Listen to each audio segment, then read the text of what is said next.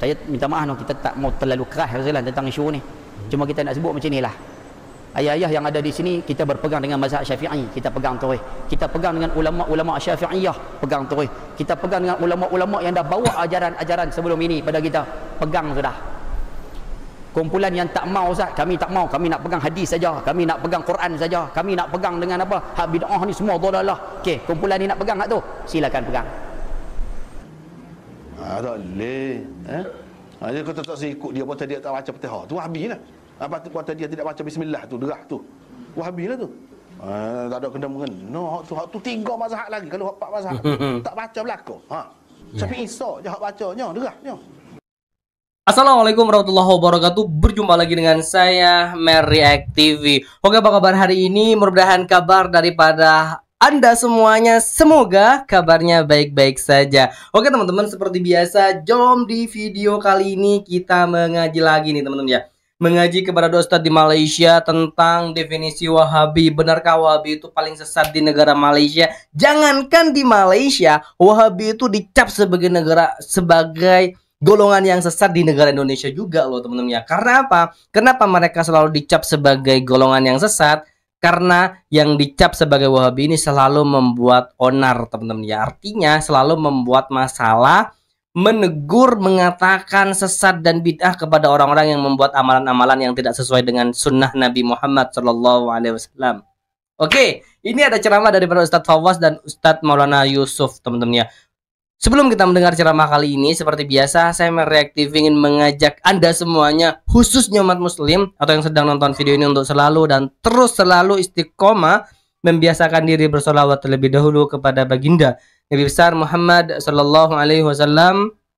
Allahumma shalli ala Muhammad wa ala ali Muhammad. Mudah-mudahan beliau kelak senantiasa memberikan pertolongannya kepada kita semua, senantiasa memberikan syafaatnya juga kepada kita di yaumil qiyamah nantinya. Oke, seperti apa videonya? Jom kita simak bersama-sama. Let's go. Baik. Dan menjauhi perkara yang direka-reka dan tidak berdasarkan kepada syarak.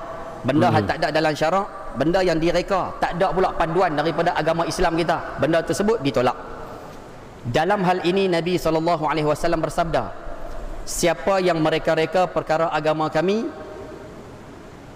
ni hadis ni tak habis ni, siapa yang mereka-reka di dalam perkara agama kami yang tidak ada asal baginya, ma laysa minhu. Hadis tu tolong tambah sikit tu. Kan, terjemahan tu tolong tambah sikit. Sesiapa man ahdatha fi amrina hadha, barang siapa yang mereka-reka perkara agama kami, ma laysa minhu, yang mana perkara tersebut tidak ada asal daripadanya, yakni daripada agama, fahuwa raddun, maka ia ditolak ataupun tidak diterima. Jelas ya? Nabi ditolak dan tidak diterima amalannya teman-teman ya, artinya seperti itu. Jadi kalau benda-benda baru dalam agama yang tidak pernah dicontohkan oleh Nabi dan tidak pernah dijelaskan dalam Al-Quran, kita buat sesuai dengan keinginan kita, maka pahalanya tersebut akan ditolak oleh Allah, tidak tercatat sebagai pahala. Oke, jelas. Nabi SAW menyatakan satu-satu perkara baru yang diada-adakan, yang direka-reka, yang mana benda reka tu tak ada asal. Tak tahu ambil mana, tak ada qiyas daripada, tak ada daripada sumber Al-Quran dan juga hadis. Benda tu benda baru tapi tak ada asal daripada hukum asal. Perkara macam ni ditolak. Contoh sekalian, sembahyang maghrib 5 rakaat, contoh. Kalau orang buat sembahyang maghrib 5 rakaat, perkara tersebut perkara baru, ya, ada asal tak? Tak ada asal langsung, tak tahu ambil mana, tu bid'ah dhalalah lah. Terang-terang dhalalah lah. Ustaz, kalau isu talqin macam mana Ustaz? Isu talqin perkara baru Ustaz? Ya. Dia bid'ah dah Ustaz? Bid'ah, benda baru. Ada asal tak Ustaz? Baik, yang ni kita nak tengok, talqin ada asal? Ada asal? Ada. Balik buka kitab-kitab mazhab Syafi'i. Ada. Ada asal dia sekalian. Kan? Antara yang disebutkan laqinu mautakum. Laqinu mautakum, perkataan mautakum itu, siapa mengaji bahasa Arab dia faham sekalian. Nabi kata laqinu, talqinkan, bacakan mautakum. Mautakum tu boleh terjemah dua. Orang yang nak mati boleh kita terjemah dengan mautakum, ataupun orang yang dah mati pun boleh terjemah sebagai mautakum. Jadi kalau orang yang nak mati kita sebut kat dia la ilaha illallah, betul. Kalau orang tu dah mati dah, kita boleh bacakan pada dia pun boleh, tidak ada masalah. Depa dengar ke Ustaz? Ya, mereka dengar, cuma mereka tak boleh jawab Faham tak masalah? Tahlil benda baru Ustaz? Ya, tahlil benda baru. Ada dalil tak Nabi buat tahlil? Tak ada, Nabi tak pernah buat tahlil. Tapi isi kandungan tahlil tu ada tak yang Nabi suruh buat? Semua ada belakang. Fatihah, ayat kursi, la ilaha illallah, doa, selawat, semua tu diajar oleh Rasulullah sallallahu alaihi wasallam. Maksurat, satu kitab yang disusun oleh Imam Hasan Al-Banna. Ada orang kata bid'ah agak. Pasal dia kata Nabi tak pernah pun baca maksurat pagi-pagi. Lah. Maksurat ada tak? Tak ada. Mana ada? Bid'ah, benda baru. Tapi isi dalam maksurat tu ada tak? Allah, apa yang ada dalam maksurat tu semua Nabi suruh baca setiap pagi. Asbahna wa asbahal mulku lillah, Nabi suruh baca setiap pagi. Amsayna wa amsal mulku lillah, Nabi suruh baca petang. Allahumma inni asbahtu minka fi ni'matin, Nabi suruh baca apa, ya rabbi lakal hamdu kama yanbaghi li jalali wajhikal karim wa azim sultanik, raditu billahi rabba wa bil islam. Semua bacaan yang ada dalam maksurat semua Nabi suruh baca waktu pagi. Jelas. Imam Hasan Al-Banna dia himpunkan balik semua Nabi suruh baca, dia buh dalam satu buku namanya Ma'thurat. Bid'ah Ustaz? Bid'ah. Tapi bid'ah tu boleh Ustaz? Boleh. Sebab ada asalnya. Perlaku bid'ah boleh mengamalkan bid'ah asalkan ada sumbernya daripada Nabi Muhammad sallallahu alaihi wasallam, teman-teman ya. Oke, jelas. Talqin menurut Dr. Zaimi sempat saya dengarkan kemarin itu adalah tidak ada contoh daripada Nabi Muhammad. Tapi di sini dijelaskan oleh Ustadz Fawaz, teman-teman, ada. Faham bahasa tu Ustaz? Kalau nak cara tentang bid'ah, kalau kata bid'ah dalam ibadah, Quran pun bid'ah agak nampak gaya, mushaf tu. Zaman Nabi SAW mana ada buku Quran macam mana kita baca sekarang ni? Tak ada. Tapi sahabat-sahabat impun bukukan Quran. Tak betul? Mana ada? Quran dulu hafal. Kalau jangan samakan kami Ustadz ya, kita lah. Saya dengan Anda semuanya. Jangan samakan dengan kedudukannya dengan sahabat. Karena itu jauh berbeda, teman-teman. Sahabat sudah dapat pengakuan daripada Nabi Muhammad SAW tentang ibadahnya, bahwa kita sebagai tabi'in, kalau tidak mau meniru Nabi Muhammad, kalau tidak ada di zaman Nabi Muhammad tapi ada di zaman sahabat, itu sudah termasuk salah satu sunnah Nabi. Kalau kita buat-buat, jangan, itu gak boleh, teman-teman ya. Sahabat apal, dan sahabat-sahabat catik di atas tulang, catik di atas kulit, catik di atas apa alat-alat tertentu, bahan-bahan tertentu. Mana ada pengumpulan Quran penuh macam ada sekarang ni? Tak ada. Tapi himpun Quran, bukukan di dalam satu buku yang kita sebut sebagai mushaf. Lah bubuh pula resam Osmani. Jadi tak ada masalah hasilan. Sebab tu bid'ah, minta maaf hasilan, isu bid'ah ni maknanya lama dah hasilan. Cuma lah kita bagi macam inilah. Saya minta maaf kita tak mau terlalu keras tentang isu ni. Cuma kita nak sebut macam inilah.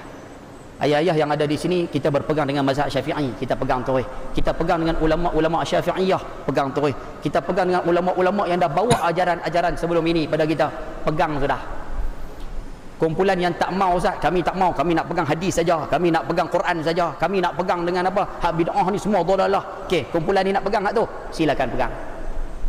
Dalam bab ibadah, dalam bab amalan, silakan pegang, tak ada masalah. Cuma kita tidak boleh menyalahkan mereka. Mereka nak buat, terpulang. Mereka pun tidak boleh menyalahkan kita. Kita nak buat, dia orang tak boleh larang. Yang jadi masalahnya sekarang, dia orang menyalahkan kita. Yang tu yang berlaku hari ini. Kita buat, ni bid'ah, dolalah, haram, masuk neraka. Buat ni bid'ah, haram, dolalah, masuk neraka. Semua dolalah masuk neraka. Kamu tak mau buat, sudah. Lepas semayang, nak terus cunggit, tak mau zikir, silakan. Kamu simpan mati masuk dalam kubur, tak mau buat talqin, silakan. Tapi kami nak buat talqin, kamu tidak boleh larang. Kami nak buat tahlil, kamu tak boleh larang. Kami nak bersalawat ramai-ramai, kamu tak boleh larang. Kami nak berzikir kuat-kuat lepas semayang, kamu tak boleh larang. Kami nak berselawat, kamu tak boleh larang. Faham bahasa tu? Ni dari sudut ibadah. Tapi kalau isu akidah, yang tu kita kena lawan. Kalaulah ada kelompok manusia yang main, ni isu ibadah mereka nak pegang mazhab, mereka pegang. Tapi kalau mereka main satu sahab, geng-geng ni lah, sebut terus no, geng-geng Wahabi. Isu ibadah, ikut sukalah terpulang masing-masing. Tapi kalau isu berkaitan dengan akidah, yang ni kita kena lawan. Mereka kata Tuhan ada dua tangan macam kita. Jadi macam ni. Tuhan apa duduk. Kan? Kalau kata Tuhan duduk di atas aras. Itu yang jadi sebuah permasalahan sebenarnya teman-teman ya. Panjang itu pembahasannya ya. Gak selesai-selesai membahas tentang itu. Duduk, Tuhan itu duduk, mereka menterjemahkan perkataan istiwa dengan perkataan duduk. Dia kata kami ikut cara salafus soleh, cara orang salah terjemah, yang tu tajuk lain. Tapi kalau dia kata Tuhan duduk macam kita, Tuhan ada dua kaki macam kita, jadi gak ada yang pemahaman seperti itu, gak ada.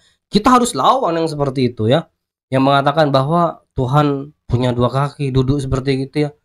Jangan, itu lawan, gak boleh. Akidah seperti itu tuh akidah yang sangat-sangat super sesat teman-teman ya. Ini macam tu, yang tu salah, kompom salah. Dan pahaman macam ni memang kena lawan.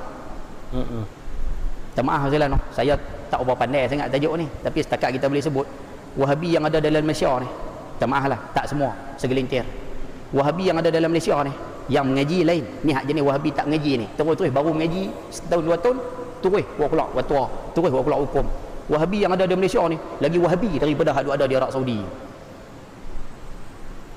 Hak mana masuk dalam kumpulan Wahabi, hak baru mengaji, baru start mengaji ni, mereka lagi keras daripada ulama ataupun daripada golongan Wahabi yang ada di negara Arab. Wahabi. Pasti Wahabi yang diberi gelar Wahabi di zaman sekarang adalah Wahabi yang mengecam dan tidak setuju dengan perilaku-perilaku yang tidak sesuai dengan sunnah Nabi. Kita duduk di Mesir, ada golongan Wahabi, pergi semayang majlis kumpulan Wahabi ni, tak ada masalah apa pun, tak berkelir pun.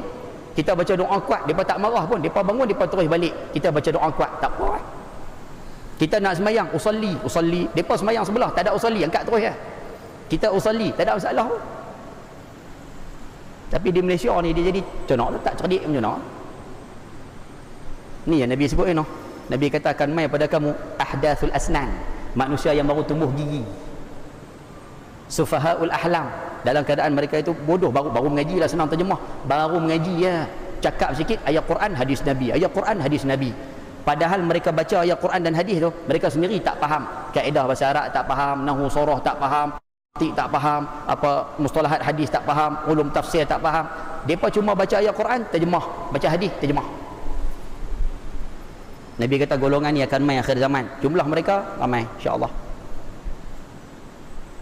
Sebab tu jaga salah no, akhir zaman ni akan mai golongan-golongan macam ni. Sebab tu kita pakat-pakat jaga belakang lah. Nah, pakat-pakat jaga belakang silat. Dan saya rasa di ayat hitam ni pun kuat juga ni, kan?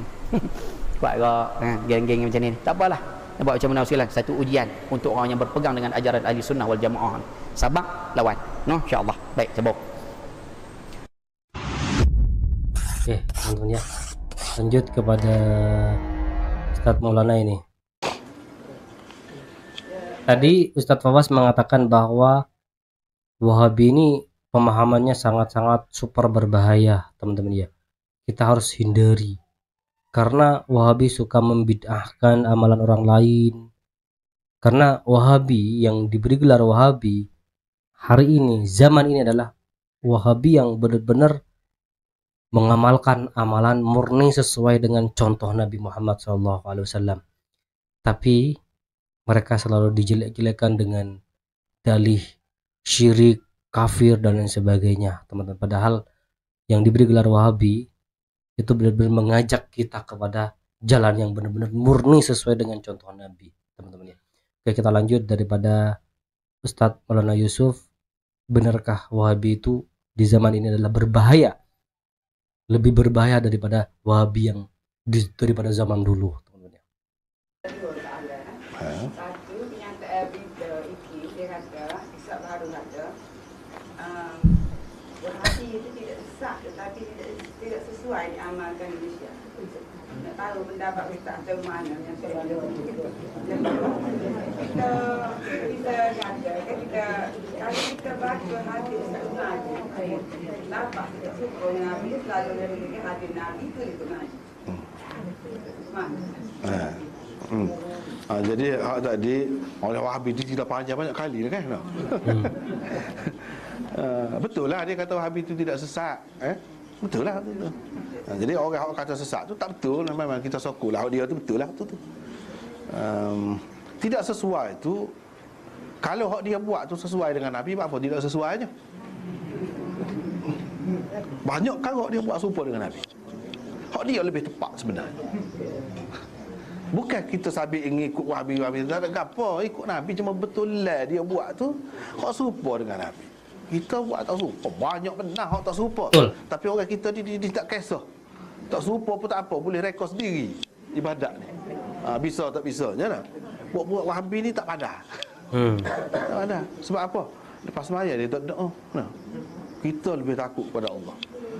Lepas tu apa ni, tarawih tu tak ada apa ni, subhanal malikul ma'bud tu. Tak ada. Cuma tengok dalam TV tu kan lagu tu. Tak ada. Lepas tu kalau tanah kubur tak ada begitu kubur ni ke apa ni. Lepas tu buat malam pertama, malam ketiga, malam ketujuh, malam 40, malam 100 ke apa ni kan. Tak ada. Kalau hak mana-mana mati Mekah tu begitu dia buat. Jadi hak dia buat tu betul. Hak tu lah hak serupa dengan Nabi. Dia tak ngatik, tak ada apa tu. Tapi kalau tak buat kan tak sesuai dengan hak ramai-ramai. Tapi kita nak tahu hak ramai-ramai ni mana betulnya dengan dia tu, mana hak lebih sesuai dengan Nabi. Baik, kalau kita tanya, ngatik Nabi ada buat? Bila mati, di rumah orang mati, ada? Tak ada. Apa tu apa yang kita buat? Siapa dia lebih sesuai dengan Nabi? Dia ke kita? Itu fikir. Banyak lagi orang lain-lain lagi ke tak? Dia buat, molek. Cumanya kita pun supaya orang lain juga mengatakan dia tidak sempurna. Dia ada juga kekurangan dia. Bahkan kita tidak suka, kita tidak setuju, kita tak kedai pun banyak juga. Tapi supaya orang lain lah. Supaya golongan lain, buat-buat lain ada lebih, ada kurang gitu kan. Nak kata letak segala kekurangan tu atas dia, tak ada kena-mengena dengan dia pun, kita nak nguduh tu kita kata Wahabi. Itu salah besar tu. Misalnya kata, ni puak-puak ni apa ni kunut pun tak ada subuh. Lepas tu bila kau kena bila tu, jadi hak dia bila tu letak atas Wahabi. Tak ada kena-mengena dengan Wahabi. Hak tu mazhab Hanafi pun tak ada kunut. Wahabi kau. Tengok. Dia terlajak. Terlajak tu tak molek. Royaklah biar betul. Ni nak banyak oleh kerana tak boleh nak tunjuk banyak, tunjuk royak ni tak ada kena-mengena dengan Wahabi. 1000 tahun lebih dulu lagi orang duduk buat dah lagu tu ada dalam hadis. Ikut hadis. Orang ikut hadis. Hak ni hak kunut tu pun dia ikut hadis juga. Hak tasih kunut tu pun dia ikut hadis juga, ada khilaf. Pun khilaf benda-benda lain lah. Tapi nak buruk dia tu sebut. Jadi itu menampakkan kejahilan kita tu kalau lagu tu. Hak tu kita tak setuju. Dari segi Wahabi saat ni, kalau hak terlajak, hak terlebih tu tak setuju. Bahkan boleh bahaya, boleh menimbulkan keraguan di dalam hati masyarakat ni. Hak tu sepatutnya kita kena fikir. Sebab mana pergi Mekah Madinah semaya alik belakang dia lah. Pas kalau kita kata dia sesat lagu mana lah semaya alik belakang orang sesat ni. Kena petua hak tu dulu, nyaya kau orang. Nyaya kau orang. Hak pergi Mekah tu. Pak ulama kata dunia pergi hak besar begitu duduk semaya. Begitu alik belakang imam dia. Siapa dia kata gapo? Lepas tu kalau tak seikut dia kita semaya di hotel kita kan apa tak boleh dah pahala kita. Hak Nabi kata lebih semaya di masjid gapo tu. Jumaah lagi di masjid lagi. Tengok betapa kerugiannya. Kalau kita kata sesat, ada orang buat gitu sebab kita sebut tu. Lama-lama kalau meluas pahaman ni merebak, dia akan jadi gitulah. Suka buruk kat orang tu sampai gitu mau. Tak boleh. Jadi kita tak seikut dia pasal dia tak baca Fatihah. Tu Wahabi lah. Apa tu kata dia tidak baca bismillah tu, derah tu. Wahabi lah tu. Tak ada kena mengena. Hak tu 3 mazhab lagi. Kalau hak 4 mazhab tak baca belaka. Tapi Isa je hak bacanya, derahnya. Jelas teman-teman ya. Karena mazhab itu yang paling populer itu ada 4 teman-teman. Jangan hanya bermazhab kepada Imam Syafi'i saja. Lihat yang 4, Hambali, Hanafi dan Maliki. Bagaimana mereka ya cara menerangkan tentang hadis-hadis Nabi. Kalau kita hanya bermazhab kepada Imam Syafi'i, semua salah. Semua Wahabi sesat. Kalau kita belajar kepada 4-4-nya, jelas mana yang benar-benar bukan sunnah Nabi. Kan seperti itu loh. Nak kira benar alik tu. Kalau nak kira tu tak kira hak lain daripada 4 mazhab lagi, tak kira lagi hak Bukhari ke apa, tak ada Bukhari, tak baca bismillah. Apalagi Imam Bukhari Muslim. Apa? Sebab tu kita tak boleh secara mutlak kata gitu, tak sesuai tu. Iyalah, kalau hak betul dah hak kita, tak apalah. Kalau hak tak betul, tak boleh. Tidak sampai ikut dia, ikut Nabi. Tidak sampai ikut dia. Tak sebut tak apa. Wahabi tu hak baru, Wahabi tu kan. Baru. Betul. Jadi tentang Wahabi tu rasanya sekatu lah kan. Jadi hak soal lagi tadi cara kau dia. Sebut hadis Nabi kut Melayu boleh juga, cumanya kurang molek lah. Hak moleknya ada sekali lah, ada sekali. Tafsir, kalau tafsir lagi kena berat lagi. Oke teman-teman ya, itu penjelasan dari Ustadz Maulana Yusuf, Masya Allah luar biasa jelas teman-teman ya. Makanya biar kita tidak salah paham tentang pemahaman daripada yang diberi gelar Wahabi oleh orang-orang Malaysia dan Indonesia juga, jangan hanya berpatok kepada Imam Syafi'i saja teman-teman ya, karena Islam itu mudah, sangat mudah diterapkan. Kitanya saja yang mempersulit diri teman-teman ya. Oke teman-teman ya, jelas saya katakan, saya menyokong dari Ustadz Maulana Yusuf, apa yang tidak diajarkan oleh Nabi itulah bid'ah yang perlu kita jauhi teman-teman ya. Oke, buat teman-teman yang suka dengan video ini silahkan bantu dengan cara menekan tombol like, komen, dan share. Seperti biasa teman-teman ya, jangan lupa mohon di subscribe channel daripada Meriak TV ini. Baik, kita akhiri dengan kalimat hasbunallah wa ni'mal wakil, ni'mal maula wa ni'man nasir, wala haula wala quwwata illa billahil azim. Kita ketemu di next berikutnya. Assalamualaikum warahmatullahi wabarakatuh.